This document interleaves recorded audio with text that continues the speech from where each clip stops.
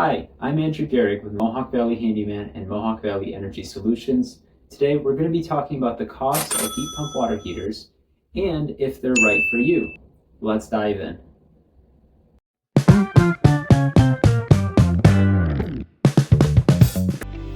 One of the unique things about a heat pump water heater is that it can actually be a money saver for you.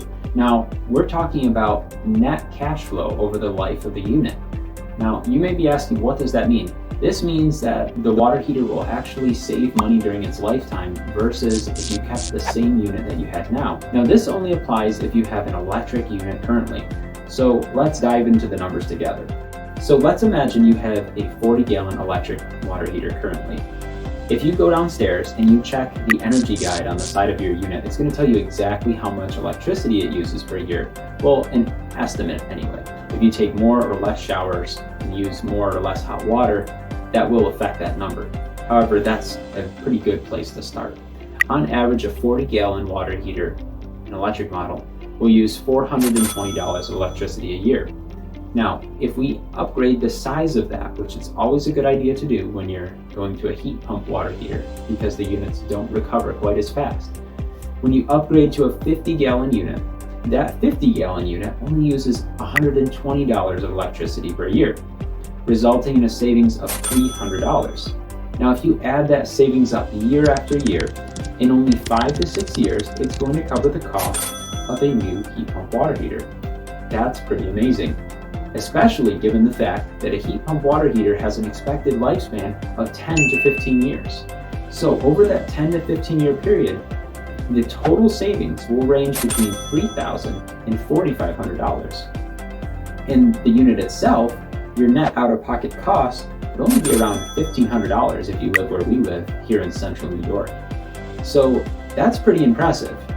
Basically, over the next 10 to 15 years, you can put about $3,000 in your pocket by switching from an electric water heater to a heat pump water heater.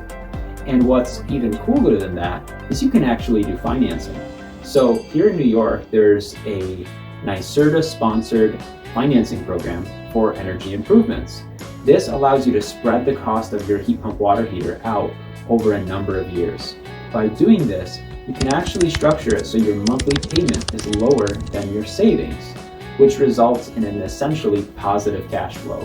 What does this mean? It means that you'll be paying less per month for your new water heater than what you would have paid for electricity with your old one. So let's get into the cost of what a heat pump water heater might cost to install, including materials and labor. For us, with our company here in central New York, a 50-gallon unit would cost about $3,200 total to install, including materials and labor. And then, factoring in a 30% tax credit from the federal government, which is capped at $2,000 per year, and a $700 incentive from National Grid, that brings the cost down on that 50-gallon unit to $1,540. That's a very competitive cost. In fact, that may be lower than what some companies may be charging for the installation of a traditional electric water heater. Even though the cost of the unit itself is cheaper, you still have very similar labor costs to install it. So at $1,500 net out of pocket, if you take the savings of $300 a year, it only takes 5 years to pay back that new investment. That's if you were paying cash out of your pocket.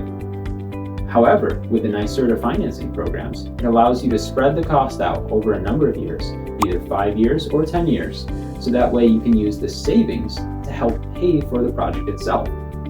Well, what does that mean? That means that the money that you would have spent and paid to National Grid in the form of electricity costs, you can instead use to pay for an asset in your home. You're improving your home by upgrading the system, and helps make your home worth more if you go to sell it, and it's going to be saving you money after the period of which the loan is paid back. So this could be a really good investment to consider if you have an electric model. So now, what if you have a gas water heater in your home? Is that going to be worth switching over to a heat pump water heater? Well, to find out, we have to see how much an average gas unit may use per year. The number that I have here is a 40-gallon gas water heater using about $230 of electricity per year.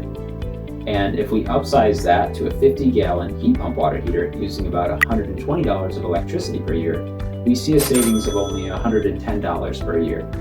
Now, that savings is substantially lower than the $300 that we had for the electric unit. When you couple that with the increased cost of replacing a gas water heater with a heat pump water heater, it actually lengthens the payback period quite substantially. What do I mean by increased costs of installation? Well, chances are you don't have an electric line running from your panel box to your water heater's location. This electric line is going to need to be capable of supporting 30 amps of power and have a 30 amp breaker. This will need to be installed. Also, you probably have gas lines feeding your gas water heater. This will need to be capped off, and the old vent will need to be decommissioned. So when you combine these things together, lower savings and higher installation costs, it brings the payback period for a gas unit, a gas 40-gallon unit, to about 18 years. And for a 50-gallon unit to about 15 years. Now that's about the life expectancy of any water heater. So if you're thinking of switching from a gas water heater to a heat pump water heater, keep in mind that the payback period is substantially longer than it would be if you had an electric unit currently. Now it's not to say that you can't get a heat pump water heater if you have a gas unit now. If your gas unit is on its way out, it can be a great choice to go with a heat pump water heater for some other benefits.